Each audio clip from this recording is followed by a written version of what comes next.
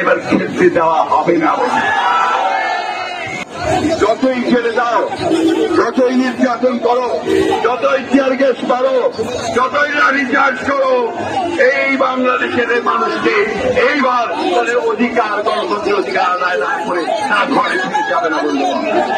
বন্ধুগণ, বক্তব্য সময়টা নয়, এখন হচ্ছে কাজের সময়। আমার নেত্রী দেশের বেগম খালেদা জিয়া এখনো কারাগারে, এখন তিনি অসুস্থ অবস্থায় হাসপাতালে, তাই না বন্ধুগণ? আমার নেতা জনাব তারেক রহমান, যিনি আমাদেরকে এই নেতৃত্ব দিচ্ছেন বাংলাদেশকে মুক্ত করবার জন্য, বাংলাদেশের গণতন্ত্র প্রতিষ্ঠা করবার জন্য অক্লান্ত পরিশ্রম করে চলছেন, সেই নেতাকে মুক্ত করে দেশে আনতে হবে, তাই না? এই সংসদকে বিরক্ত করতে হবে, নিরপেক্ষ নির্দলীয় সরকারের হাতে ক্ষমতা দিতে হবে। সেই ক্ষমতা দিয়ে নতুন করে একটা নির্বাচন কমিশন গঠন করতে হবে, তাই না? সেই নির্বাচন কমিশন মানে লজ্জাহীনেরা চিন্তা করে এই নির্বাচন কমিশনের নির্বাচনে যাবে, সেখান দিয়েছে, নিবন্ধন দিয়েছে, কেউ চেনে না। কেউ চেনেন কি? কেন দিয়েছে জানেন তো? কেন দিয়েছে? যে এদেরকে দিয়ে তারা একটা নির্বাচন খেলা খেলবে, তাই না? এই খেলা এবার খেলতে দেওয়া হবে না। এই খেলা খেলতে দেওয়া হবে না।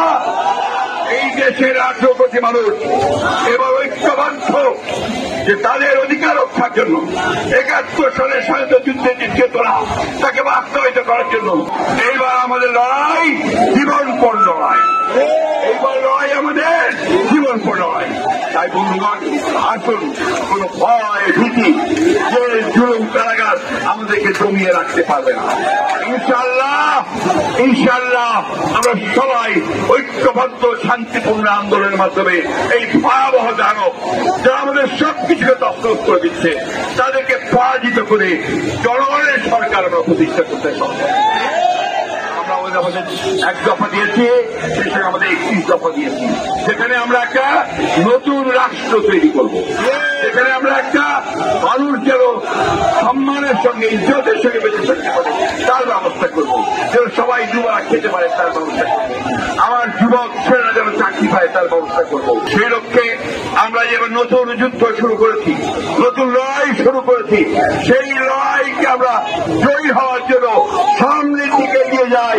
এই গণমিছিলের মধ্যে দিয়ে আবার তাদেরকে জানিয়ে দিতে চাই যে তোমাদের দিন শেষ, পদত্যাগ করো। চলেন বন্ধুগণ, সামনের দিকে এগিয়ে যাই। আমরা থামবো না আমাদের লক্ষ্য অর্জন করা পর্যন্ত। আমাদের সেই নিরপেক্ষ তত্ত্বাবধায়ক সরকারের দিকে নির্বাচন আমরা সবাই গণমিছিলে শান্তিপূর্ণভাবে সবাই শরীক হই।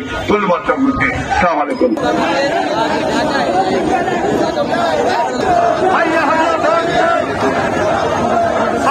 সংবাদ, ফিচার ও অনুষ্ঠানের জন্য ভিজিট করুন সংবাদ প্রকাশের ওয়েবসাইট এবং যুক্ত থাকুন ফেসবুক পেজ ও ইউটিউব চ্যানেলের সঙ্গে।